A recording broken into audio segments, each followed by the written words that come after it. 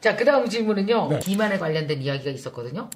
근데 비만인 사람들이 유방암, 대장암, 대사성 염증이라는 얘기도 하시면서 네. 관련이 있다고 하셨는데 이 대사성 염증이 뭐예요? 일단 우리 몸에 일정량의 지방은 필요합니다. 네, 저축 에너지예요. 바쁘게 볼 필요는 없어요. 네. 근데 이게 항상 과하면 뭔가 문제가 생기듯 지방이 복부에 몰려 있으면 이게 최고입니다. 제일 나쁜 거예요. 지방세포가요, 어느 정도까지는 저장의 역할을 하는데 이게 과해지면 백혈구가 이것을 병균으로 착각을 해요.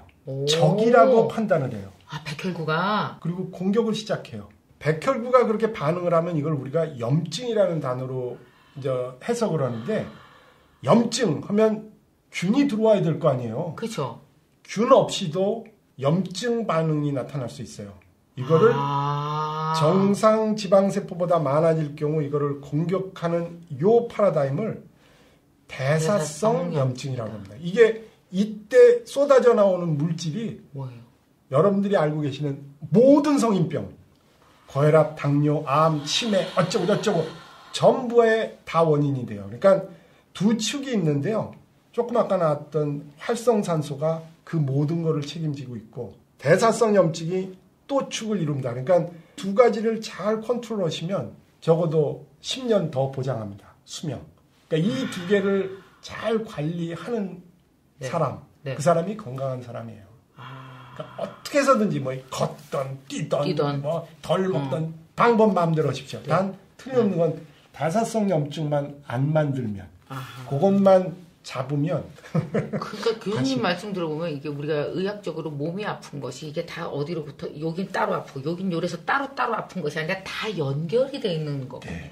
얼떨결에 뭐 운동 많이 하고 이게 아니고 네. 논리를 알고 그 다음에 그거에 따라서 생활 습관을 하나하나 만들어가면 네.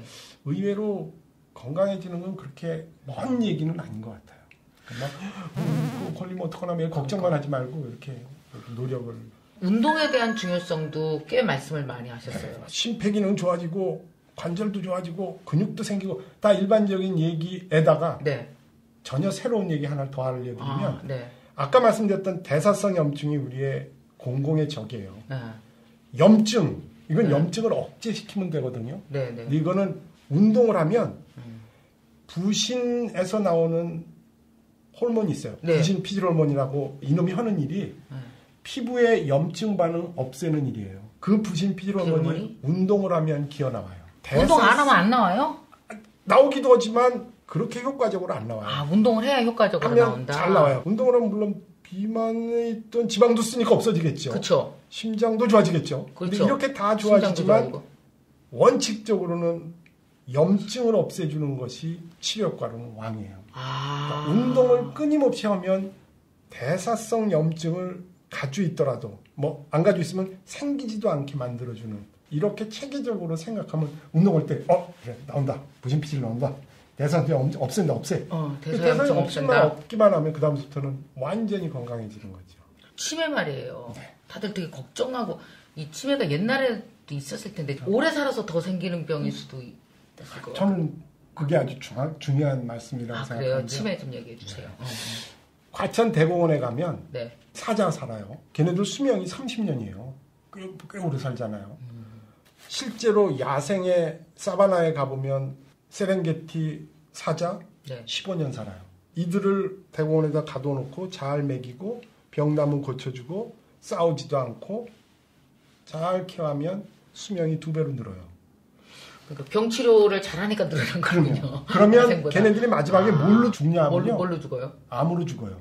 근데 그러면 동물보호협회에서 뭐라 그러는지 아세요?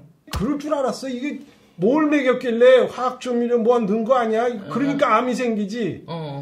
그들은 15살 때 이미 죽었어야 되는데 나이가 들면 30살이 될 때쯤 되면 누구나 다 사자가 암에 걸리게 되는 거예요.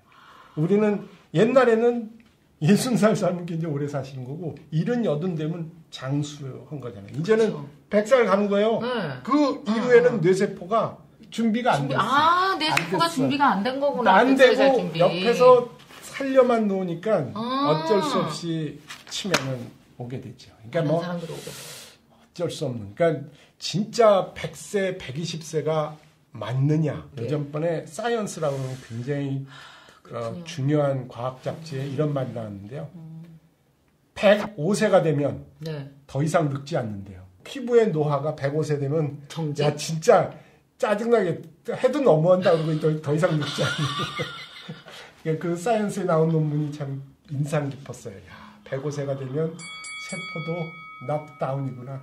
정말 전에도 우리 많은 분들 김미경 TV에 나오는데 조정래 선생님 나오셨거든요. 네. 그 작가님 이야기를 들으면서 이제 무엇인가 기부하는 게 정말 중요하다는 건 저도 이전부터 알고 있었고 또 깨닫게 됐는데 그 여기 교수님 이 책에 되게 보면 이타적이고 또 네. 뭐 과학적으로 기부를 잘하는 유전자가 따로 있어요? 네, 있습니다. 그래요? 있습니다. 오. 네. 어떠한 동물이건 전부 다 유전자로 형성이 되고 유전자 베이스잖아요. 근데 유전자는 이기적이거든요. 네. 그러니까 다른 거를 멸하고 내가 살아남아 되겠다. 뭐 나쁘다 좋다의 문제가 아니에요. 그냥 자연의 기본적인 순리자 대원칙이에요. 네, 네, 나쁘다 네. 좋다의 문제가 아닙니다. 잡아먹고 잡히지 않으려고 노력하고 뭐 하여튼 끊임없이. 근데 그렇게 유전자가 만든 여러 가지의 작품 중에 인간이 최고의 걸작품이거든요. 그런데 그 우리가 가지고 있는 여러 장기 중에 인간의 뇌가 최고의 걸작품 중에 걸작품이에요. 네, 네. 근데 이놈이 다른 생각을 하기 시작했어요. 이기적인 데서 남을 향한 측은지심, 봉사배려를 시작한 거예요. 원래 본능적으로는 되게 이기적이어야 이기적인데 되는데 유전자가 뭐 한심한 거예요. 야, 너나 챙겨 이 바보 그치. 같은 놈아라고 얘기할 거예요. 그러나 한 수 더 떠서 남을 위해서 내 목숨을 버려요. 희생을 해요. 그럼 유전자가 야, 나는 어떡하라고 널 죽어버리냐. 그러고 근데 우리는 그분을 영웅 취급하잖아요. 이렇게 영웅처럼 되는 이 현상. 네. 이거는 유전자로 설명을 못해요. 아. 그러니까 많은 과학자들이 야 뭐냐 그럼 이거 그러다가 지인이라고 그러는 GENE를 예, 지인. 빗대어 MEM이라고 그러는 이타적인 마음 같은 밈이라는 거를 명명한 거예요. 신조어로. 김수환 추기경님이 각막기증을 하고 선종하셨잖아요. 네, 네. 그 각막기증한 다음에 정말 어느 나라도 보여주지 못한 엄청나게 많은 사람이 장기기증을 약속했습니다. 네, 네, 네. 이건 김수환 추기경님이 우리나라 국민 모두를 밈으로 감염시킨 거죠. 실제로 이게 이타적이라고 하면 네. 이렇게 폄하하는 분들도 있어요. 남한테 봉사배려하는 거는 집단 이기주의의 한 변종이다. 틀린 말이라고 하기에도 좀 그렇지만 게다가 그렇게 얘기하면 제가 한 방 더 줍니다. 그래도 자기 목숨을 버리는 순간 집단은 없다. 그것까지는 설명 못할 거다. 그러면 깨갱하고 어쨌거나 그럼요. 다른 멋있는 뭔가가 있는 거예요. 그러니까 그렇게 잘 구성되어 있는 형태의 밈. 이거는 정말 발전시켜야 될 부분이기도 하죠. 젊은 사람들은 안 그런 것 같아. 막 이렇게 얘기할 수도 있거든요. 네. 근데 그 아이들도 보면 밈의 긍정적인 면들을 많이 가지고 있거든요. 그러니까 그걸 보일 때마다 어른이라면 계속 칭찬해서 그거를 개발하게끔 그게 어른들이 해야 될 몫이라고 생각해요. 생물학적으로는 또 이 밈을 어떻게 봐야 돼요? 그러면은 그러니까 그냥 근데 그거를 이제 굳이 막 하고 들어가서 아까 말씀하셨는데 유전자가 있거든요. ABR이라고 그 유전자 특정 유전자가 많은 분은 기부액이 그렇지 않은 사람보다 많더라. 획질이 많은 분은 진짜 기부를 더 많이 하더래요. 근데 그거를 밝힌 분은 창피하게도 뇌과학자가 아니라 경제학자예요. 스위스에 있는 경제학자가 쫙 통계내더니 봐요. 요 부분에 회백질 많으면 돈 많이 내잖아요. 기부하잖아요. 우리가 말하는 그런 밈 형태의 이타적인 것도 설명을 할 수 있는 토대를 만든 거죠. 자, 이제 마지막으로 직원이가 꼭 물어봐 달랬어요. 당뇨. 네. 이게 또 당뇨가 유전적 성향이 되게 강하다. 맞죠. 그래서 아버지가 당뇨면 벌써 아들은 40대부터 너무 걱정하고 맞습니다. 또 이 당뇨가 삶의 질을 엄청 떨어뜨리더라고요. 아주 합병증 너무 많고. 맞습니다. 제가 아는 분 아버지도 당뇨셨는데 걷지도 못하고 아유. 엄청 고생하시다 가셨는데 네. 그러니까 또 가족들의 삶의 질도 뭐 엄청 떨어지는 그럼요. 거죠. 그러니까 한국인들이 당뇨에 잘 걸리는 거예요. 특히 우리나라 사람이 당뇨에 잘 걸리나요? 그런 건 아니에요. 네. 급속 성장하다 보니까 사회적으로 보면 잘 먹게 된 거예요. 아, 우리가 너무 잘 먹게 너무 됐구나, 순식간에, 갑자기. 아. 우리 먼 조상들은 못 먹어서 진짜 한 번 먹을 때 왕창 저장해놓고 찔끔찔끔 빼서 쓰다가 또 한 번 잡으면 왕창 먹고 이런 식이었거든요. 그러다 보니 혈당치가 높은 게 걱정이 아니라 낮아서 죽을까 봐 걱정이었어요. 네, 그러니까 네. 우리 몸에 있는 여러 가지 호르몬, 지금 여러 가지 호르몬들은 다 혈당을 높이려 해요. 하루 3끼 먹는 것, 대한민국도 조선시대 뭐 한 1800년? 그 이전만 해도 왕도 3끼 먹기 쉽지 않았어요. 쭉 지나와 지금은 차고 넘치죠. 그렇죠. 이 모든 게 너무 많아지는 통에 결국은 혈당이 부족한 게 걱정이 아니라 높아진 거를 저축해야 될 게 더 걱정인 거예요. 근데 저축할 줄 아는 호르몬은 우리 몸에 전체 다 뒤져야 달랑 원카드예요. 뭐예요? 인슐린이에요.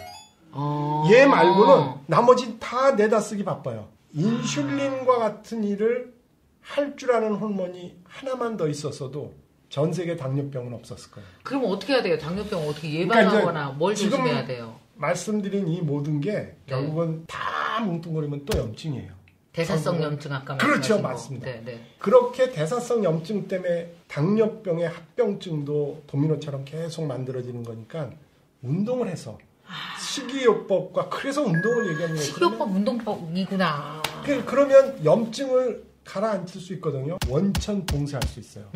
신경계가 잘못되거나 아니면 뭐 잘못 피부가 괴사된다, 이거 다 염증이니까. 그 무슨 운동하는 게 좋은지 어떤 운동? 없어요? 상관없어요? 그 매일 뭐 따지고 몇 분, 이거 이렇게 할 수 있나? 매일 생각만 해요. 생각할 시간 있으면 걸으면서 생각하면 돼요.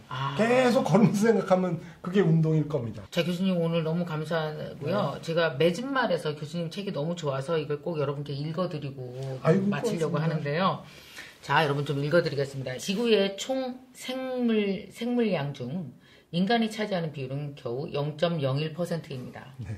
인간이 지구 생물량 1만 분의 1밖에 되지 않는다는 사실은 우리가 자연에 얼마나 겸손해야 하는지를 알려주는 소중한 자료라고 생각합니다.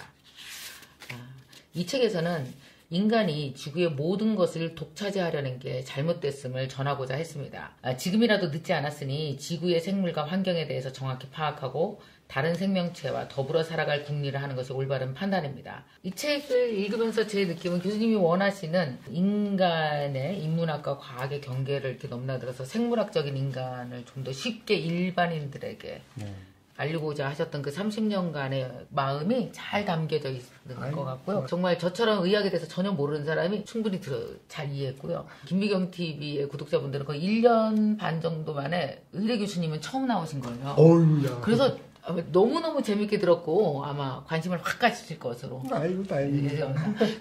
새로운 분야에 대해서 이렇게 알려주셔서 파수꾼 역할을 해주셔서 너무 감사합니다. 아닙니다. 고맙습니다. 우리 여기 구독자분들에게 좀 건강하시라고 한 말씀이. 지금 건강하시지만 건강할 때 건강하려고 노력하셔야 됩니다. 순간에 사라지면 다시는 돌아오지 않습니다. 단 아주 간단한 방법으로 지금 건강을 유지할 수 있어요. 팁을 하나 드리면 휴대전화에 10,000보 너무 많은가요? 5,000보로 시작하십시오. 그러면 틀림없이 지금 건강이 계속 유지될 거라고 생각합니다.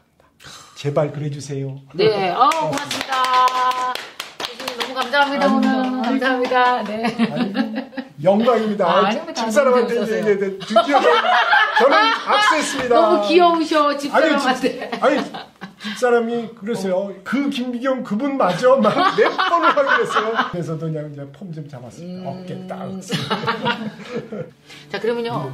이 책을요. 국내 최고 뇌의학자가 전하는 생물학적 인간에 대한 통찰, 바로 이 책인데요. 우리 나은스 교수님께서 이 책을 쓰셨단 말이에요. 그래서 댓글 이벤트 한번 가겠습니다. 댓글 이벤트는요. 그럼 이 책 제목은 무엇인가 퀴즈로 내도록 할까요? 1. Who am I?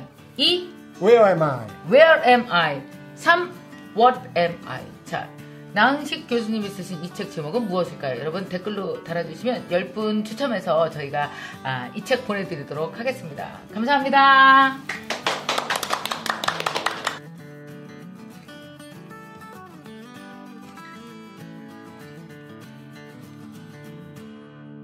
저는 호주 멜번에 살고 있습니다. 6월 달에 한국에 들어왔는데 한국에 들어오면서 이제 매년 아이 수술 때문에 들어와요. 6월 입학식 때 제가 보라색 캐리어를 끌고 왔었어요. 그때 얼마나 간절했냐면 유학 세미나를 하고 밥도 안 먹고 뛰어서 홍대 쪽에 왔었거든요.